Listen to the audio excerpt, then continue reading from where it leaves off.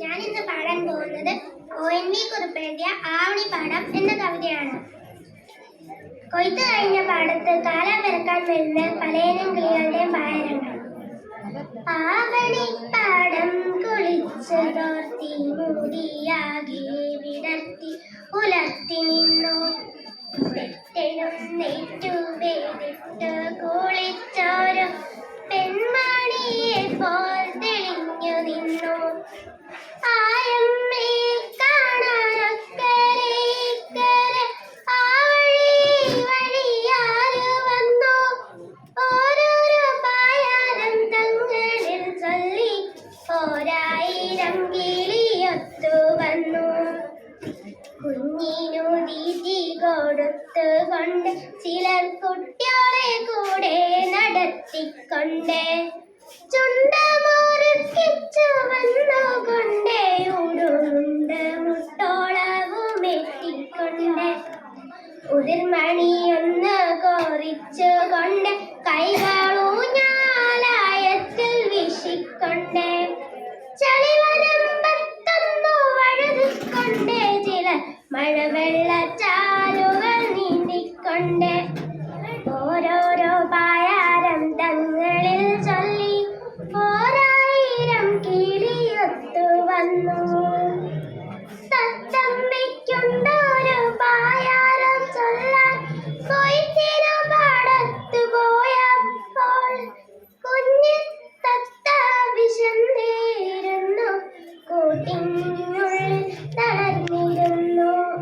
മുത്തശ്ശിക്കേറെ വയസ്സായി കൊല്ലവും പുത്തരിയുണ്ണാൻ കൊതിയായി. താഴ്ത്തിയറിഞ്ഞൊരു പുന്നൽ കതിരുമായി തത്തമ്മ പെണ്ണു പറന്നുപോയി. കാക്കച്ചിക്കൊണ്ടൊരു പായാരം ചൊല്ലാൻ കൈകൊട്ടിയാരും വിളിച്ചില്ല. കർക്കിടകം വന്നുപോയിട്ടും ബലി ഇട്ടൊരു വറ്റും തരായില്ല. പുത്തൻ കലത്തിലു വച്ചൊരു പായസ വറ്റുമൊരാളും എറിഞ്ഞില്ല.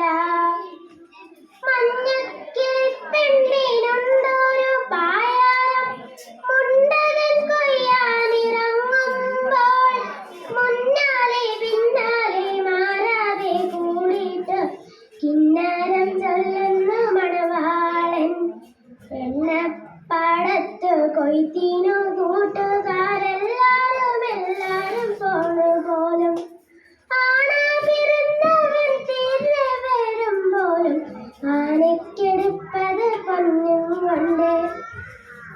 കുന്തിച്ചു ചാടും കുളക്കോഴി കൊച്ചു പെണ്ണൊന്നു പുലമ്പുന്നു നാത്തൂനോട്. കുന്നത്തെ കാവിലെ വേല കാണാൻ ഇന്നലെ പോയി മടങ്ങുമ്പോൾ കണ്ണേറു തട്ടിയൻ കാൽ മുടന്തി എണ്ണയിട്ടൊന്നിങ്ങൊഴിഞ്ഞുതായോ. കുരുത്തോലൊറിയിട്ടൊടുത്ത മുണ്ട് കുരുത്തക്കേടിനു ചളി പറ്റി. ആരെയോ പ്രാഗിക്കൊണ്ടമ്മച്ചിത്താറാവും ആവണിപ്പാടത്തു വന്നപ്പോൾ ഇത്തിരി മീനെ പൊടി മീനെ ഒക്കെയും കൊത്തികൾ കൊത്തിപ്പറന്നുപോയി. ഓരോരോ പായാരം ചൊല്ലി പിന്നെ ഓരോ കിളിയും പറന്നുപോയി. ഓരോ കിളിയും പറന്നുപോയി. ഓരോ കിളിയും പറന്നുപോയി. അടുത്തതായി